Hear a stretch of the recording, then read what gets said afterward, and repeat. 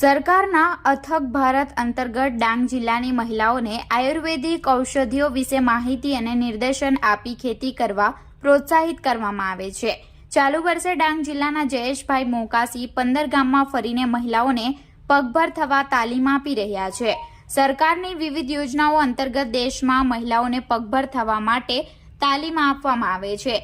આ જ પ્રકારે કેન્દ્ર સરકારના અથક ભારત પ્રોજેક્ટ અંતર્ગત ડાંગ જિલ્લાના જંગલોમાં ઉગતી આયુર્વેદિક વનસ્પતિઓ થકી રોજગારી મેળવવા ONGCના સહકારથી એક કાર્યક્રમ હાથ ધરવામાં આવ્યો છે, જેમાં ડાંગની આદિવાસી મહિલાઓને વનસ્પતિઓથી માહિતગાર કરી અને તેની ખેતી કરી ઉત્પાદન મેળવવા સુધી માર્ગદર્શન આપવામાં આવે છે।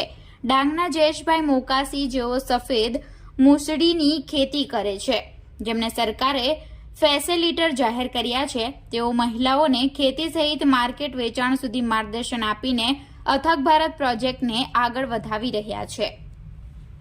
મારું નામ જયેશભાઈ કાળભાઈ મુકાસી, ગામ ભાવાળી, તાલુકા બગડ, જિલ્લા ડાંગ, અને હું વન ઔષધીય બોર્ડના ફેસિલિટર છું।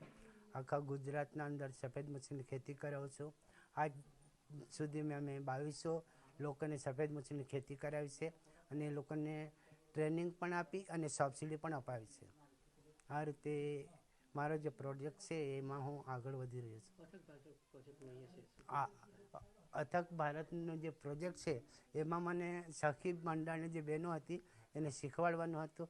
મારા પર જેટલો પણ અનુભવ હતો એ મેં બધું જ એ લોકોને શીખવાડેલું છે અને એ બહેનો પણ તૈયાર છે કે એ લોકો પણ આગળ વધી શકે છે।